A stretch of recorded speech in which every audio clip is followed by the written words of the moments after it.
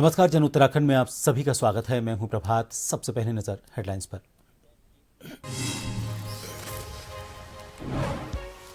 28 जनवरी को उत्तराखंड आएंगे पीएम मोदी। 38वें राष्ट्रीय खेलों का करेंगे उद्घाटन। बद्रीनाथ केदारनाथ में चल रहे निर्माण कार्यों की करेंगे समीक्षा।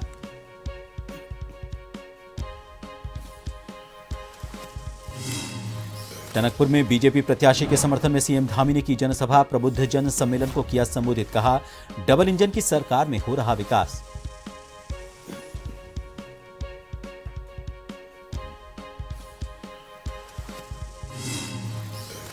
वित्तीय वर्ष खत्म होने में 3 महीने का समय बाकी। उत्तराखंड में विभागों की राजस्व प्राप्ति के लक्ष्य और बजट खर्च की गति बढ़ी। बजट को लेकर बैठकों के दौर जारी।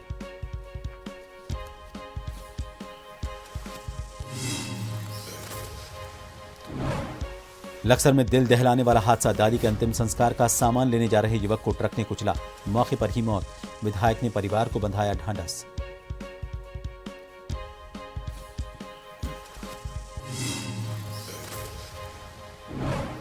और उत्तराखंड में बढ़ता जा रहा सर्दी का प्रकोप। 11-12 जनवरी को बारिश और बर्फबारी की संभावना। पश्चिमी विक्षोभ के चलते मौसम में होगा बदलाव।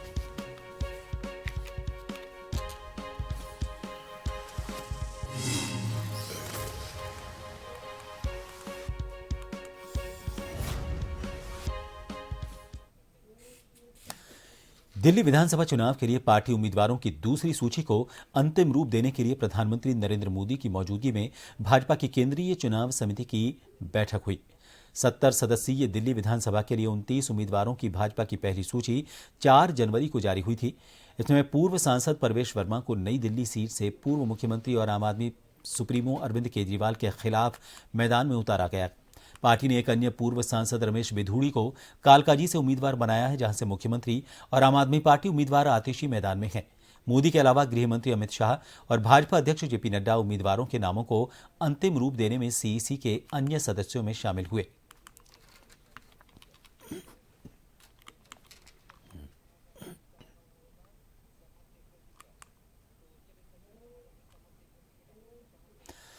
प्रधानमंत्री नरेंद्र मोदी 28 जनवरी को उत्तराखंड के दौरे पर आ रहे हैं। वो उत्तराखंड में आयोजित 38वें राष्ट्रीय खेलों का उद्घाटन करेंगे। प्रधानमंत्री के दौरे को लेकर सरकारी अमला जोर शोर से तैयारी में जुटा हुआ है। बताया जा रहा है कि प्रधानमंत्री अपने उत्तराखंड प्रवास के दौरान बद्रीनाथ और केदारनाथ में हो रहे निर्माण कार्यों की समीक्षा भी करेंगे। साथ ही शीतकालीन यात्रा का संदेश देने के लिए यमुनोत्री के शीतकालीन प्रवास खरसाली या फिर गंगोत्री के शीतकालीन प्रवास मुखबा जा सकते हैं।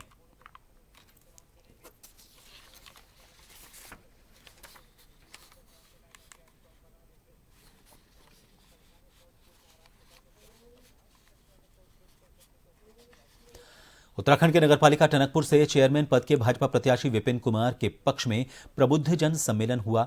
इसे सीएम पुष्कर सिंह धामी ने संबोधित किया।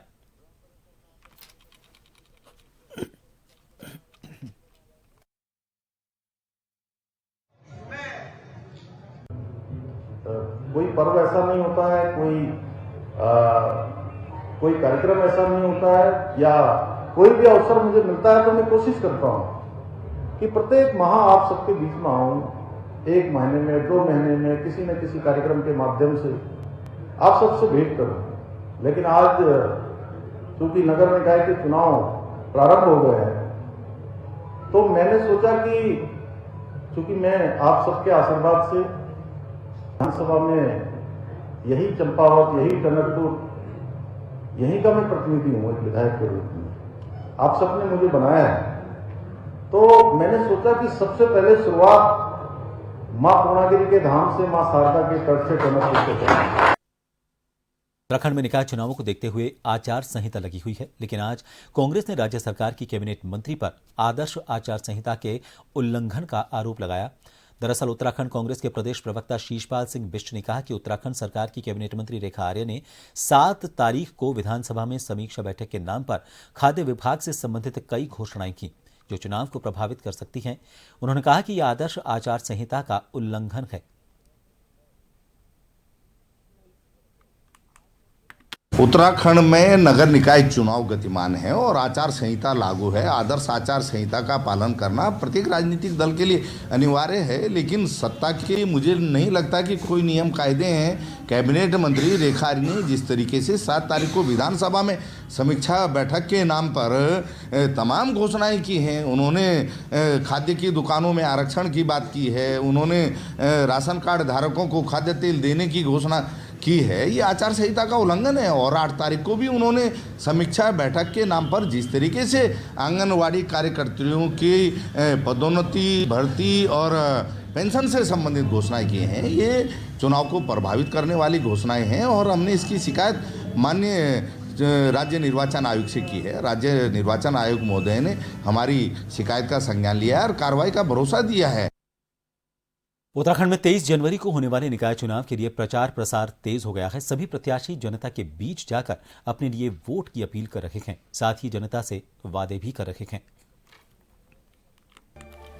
निकाय चुनाव को लेकर राजधानी देहरादून के वार्ड नंबर 48 की निवर्तमान पार्षद और बीजेपी प्रत्याशी कमली भट्ट ने कहा कि उन्होंने क्षेत्र के लिए बहुत कुछ काम किया है।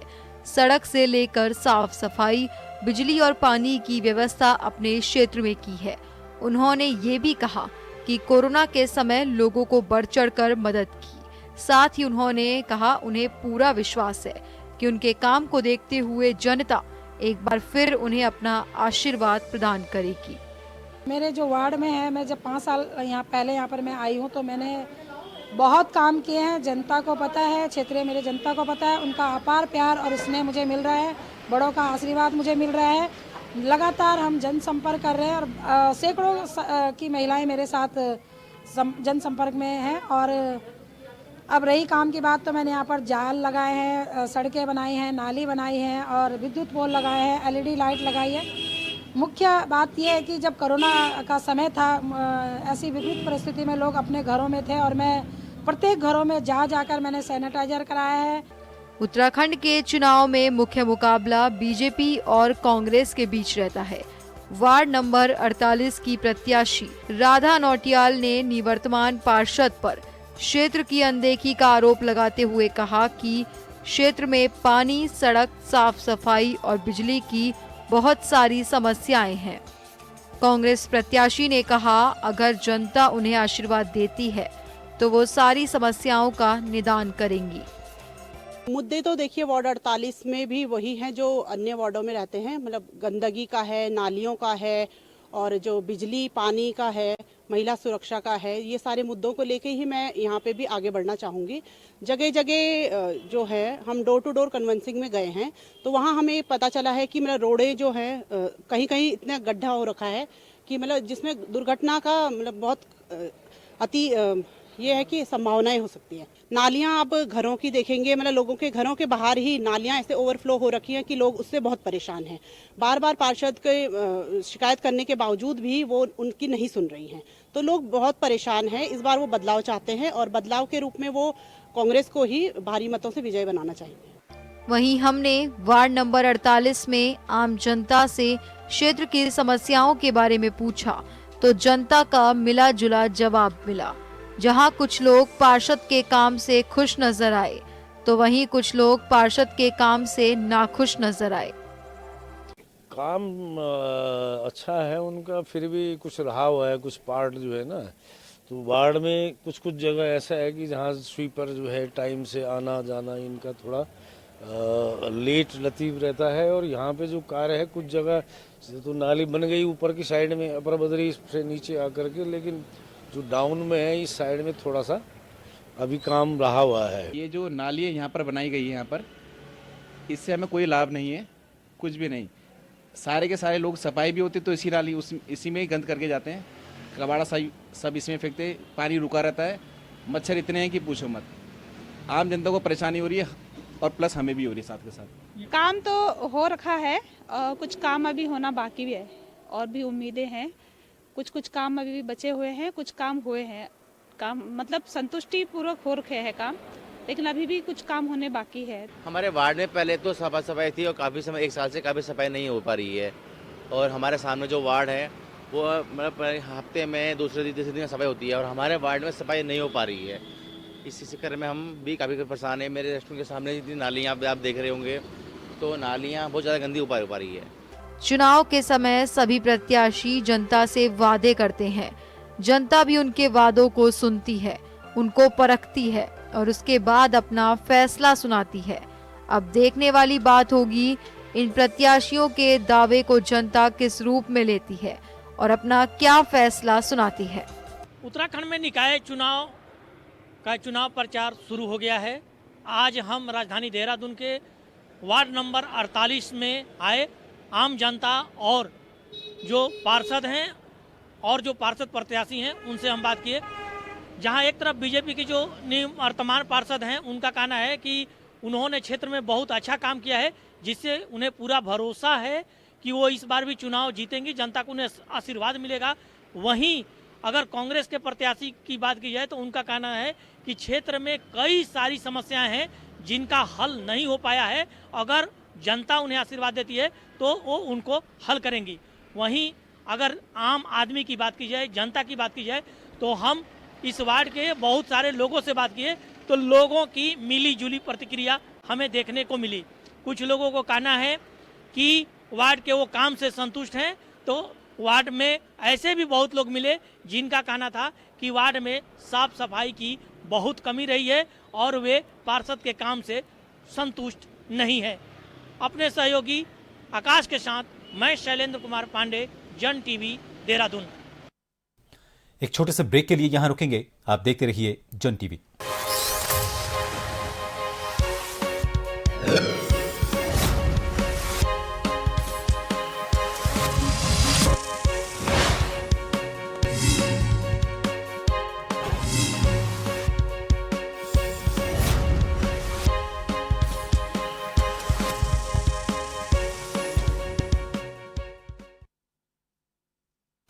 ब्रेक के बाद एक बार फिर आप सभी का स्वागत है। निकाय चुनाव को लेकर अब कांग्रेस भी बहुत सोच समझकर चुनावी मैदान में उतरी हुई है और इसके चलते आज कांग्रेस के प्रदेश अध्यक्ष करण माहरा के निर्देश पर रुड़की महानगर अध्यक्ष राजेंद्र चौधरी ने निकाय चुनाव के चलते रुड़की क्षेत्र को सेक्टर जोन में बांटकर सभी पदाधिकारियों को अलग अलग जिम्मेदारी सौंपी और किसी भी कीमत पर पार्षद और मेयर के प्रत्याशी को जिताने की बात कही। प्रदेश अध्यक्ष जी के निर्देश अनुसार किए। जो कांग्रेस के जन्मजात कांग्रेसी हैं, जो किसी पद पर नहीं है लेकिन कांग्रेस की नीतियों में विश्वास रखते हैं, उन्हें जगाने के लिए, कांग्रेस के इलेक्शन को एक गति देने के लिए कांग्रेस के जिम्मेदार लोगों को जिम्मेदारी दी गई है। उन्हें सेक्टर जोन इंचार्ज बनाया गया। एक संयोजक समिति बनाई गई जो कांग्रेस के प्रत्याशी को जिताने का काम करेगी। आज की तारीख में हमारा इलेक्शन जो है भाजपा से बहुत आगे है। उस इलेक्शन को बनाए रखने के लिए और मार्जिन बढ़ाने के लिए हमने सभी गुटों को, सभी साथियों को, सभी वरिष्ठ जनों को सम्मान देकर साथ जोड़कर कांग्रेस की प्रत्याशी और पार्षदों को जिताने के लिए एक कार्य योजना बना। खबर लक्सर से है, जहां पर एक परिवार पर दुखों का एक साथ पहाड़ टूट पड़ा। आपको बता दें, लक्सर कोतवाली क्षेत्र के खड़ंजा कुतुबपुर गांव निवासी सुमित बाइक से अपनी दादी के दाह संस्कार का सामान लेने लक्सर जा रहा था। जैसे ही वो अपने गांव से तहसील के पास पहुंचा तो पीछे से आ रहे ट्रक ने उसे अपनी चपेट में ले लिया और ट्रक उसे 300 मीटर तक घसीटता ले गया। यहां उसकी मौत हो गई। घटना के बाद आरोपित ट्रक चालक मौके से फरार हो गया। सूचना मिलने के बाद खानपुर विधायक उमेश कुमार भी मौके पर पहुंचे। उन्होंने मृतक परिवार के लोगों को ढांढस बंधाया और पूरे मामले में कार्यवाही का आश्वासन दिया।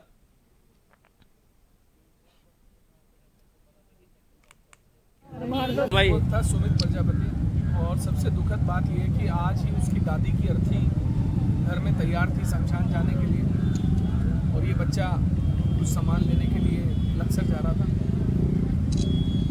ये जो ट्रक है उत्तर प्रदेश का 2010 का मॉडल है ये ट्रक और इस ट्रक ने जो है इस बच्चे को 300 मीटर तक घसीटा।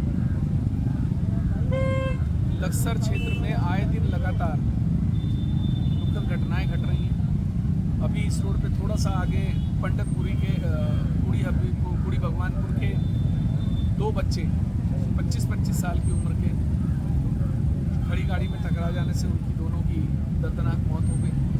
अभी कुछ दिन पहले प्रहलादपुर के पास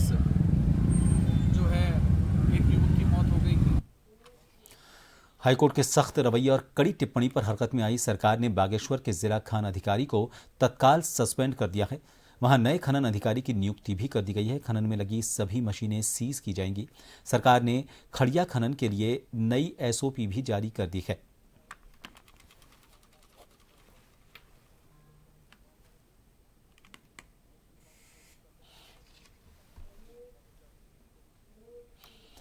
सड़क नहीं होने से ग्रामीणों को कितनी कठिनाइयों का सामना करना पड़ता है, शायद इसकी जानकारी ना तो मुख्यमंत्री को है और ना ही शासन प्रशासन में बैठे अधिकारियों और क्षेत्रीय विधायक को।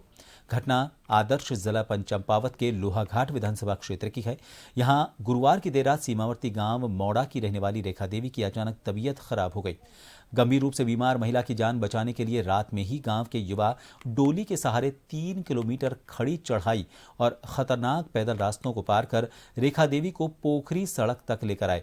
यहां से महिला को वाहन के जरिए लगभग 30 किलोमीटर दूर चंपावत जिला चिकित्सालय पहुंचाया गया। चंपावत में भी महिला को उपचार नहीं मिल पाया। चिकित्सकों के द्वारा महिला को 150 किलोमीटर दूर हल्द्वानी रेफर कर दिया गया।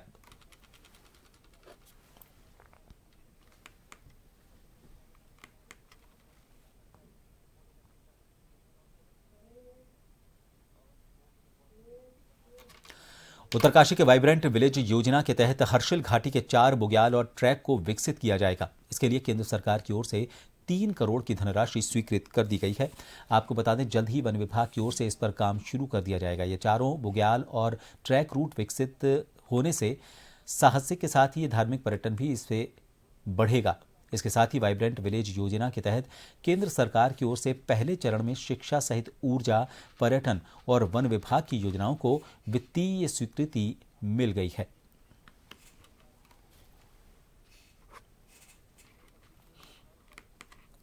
विलेज में देखो, इस पे कार्य योजनाएं पहले बनी थी जो भारत सरकार की, वहाँ से लगातार जो हमारी योजनाएं हैं वो स्वीकृत होते जा रही है और कुछ बड़ी योजना भी इसमें हम लोग अभी प्रस्तावित किए हैं और अभी और कर रहे हैं। मूल उद्देश्य यही है, हमारी पूरी जो हर्षिल वैली है वो पूरे उसमें 8 गांव उसमें आबादी वाले गांव हैं, 2 हमारे उसमें जो अभी गैर आबाद गांव हैं, तो उनका पूरा एक हिसाब से ब्लूप्रिंट हमारा तैयार किया जा रहा है। आने वाले टाइम में वाइब्रेंट विलेज हमारे लिए एक नया, एक पूरी हर्षिल उसका बिल्कुल सेंटर पॉइंट होगा। हम सीमांत क्षेत्र के लोग हैं, केवल हमारा 4, 5, 6 महीने का ही रोजगार हो पाता है और जब ये ट्रैकिंग रूट बनेंगे तो अधिकांश हम लोगों को इससे फ़ायदा मिलेगा, वहाँ के स्थानीय लोगों को रोज़गार मिलेगा और निश्चित तौर पे ये हमारे आने वाले भविष्य के लिए एक अच्छी सोच हो जाएगा।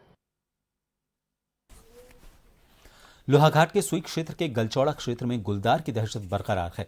सुई क्षेत्र के पूर्व सैनिक कोच मयंक ओली ने यह बताया कि गलचौड़ा आईटीबीपी सड़क पर गुलदार की लगातार चहलकदमी हो रही है। इस कारण क्षेत्र में काफी दहशत बनी हुई है। ओली ने कहा कि सड़क में साई सेंटर के खिलाड़ियों, आईटीबीपी के जवानों और ग्रामीणों के लिए गुलदार बड़ा खतरा बना हुआ है। गुलदार कभी भी गंभीर घटना को अंजाम दे सकता है। कोच ओली ने कहा कि वन विभाग को कई बार सूचना देकर गुलदार पकड़ने की मांग की गई, लेकिन कोई संज्ञान नहीं लिया गया। शाम को आए दिन आईटीबीपी के जवानों को गुलदार सड़क किनारे चहलकदमी करता हुआ नजर आता है।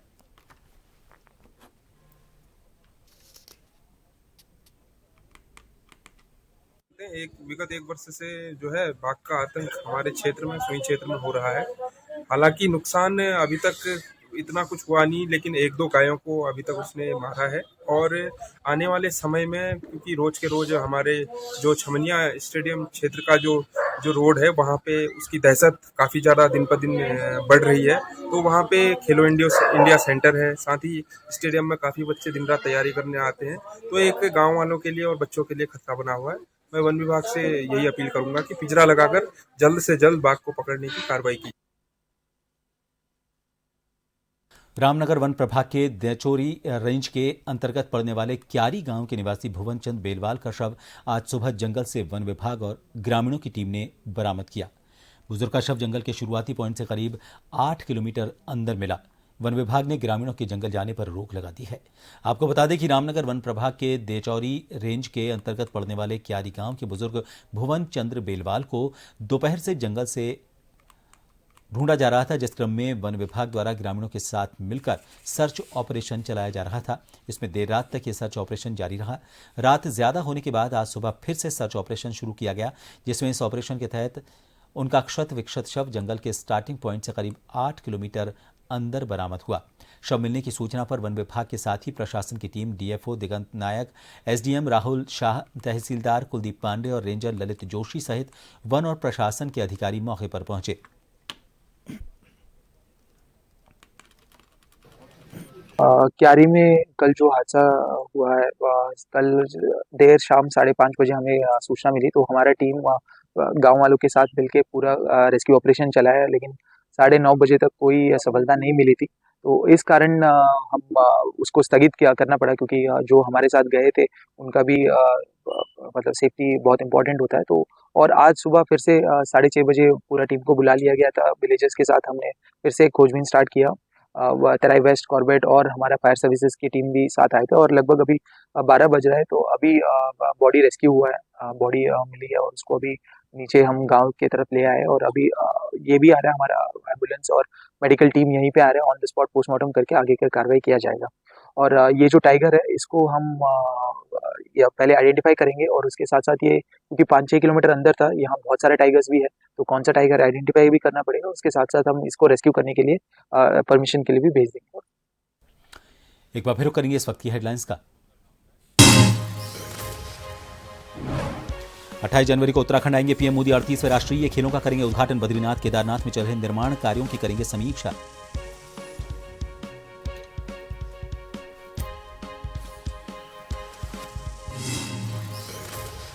टनकपुर में बीजेपी प्रत्याशी के समर्थन में सीएम धामी ने की जनसभा। प्रबुद्ध जन सम्मेलन को किया संबोधित, कहा डबल इंजन की सरकार में हो रहा विकास।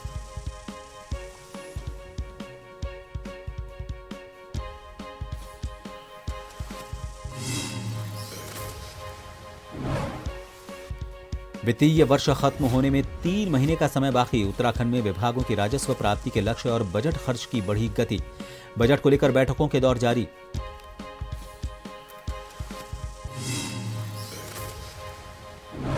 लक्सर में दिल दहलाने वाला हादसा। दादी के अंतिम संस्कार का सामान लेने जा रहे युवक को ट्रक ने कुचला, मौके पर ही मौत। विधायक ने परिवार को बंधाया ढांढस।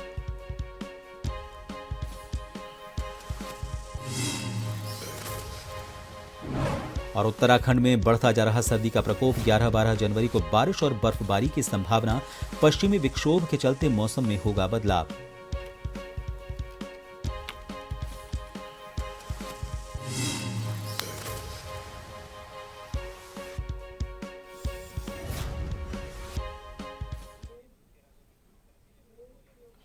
इन सभी खबरों के साथ फिलहाल के लिए इस बुलेटिन में इतना ही। नमस्कार।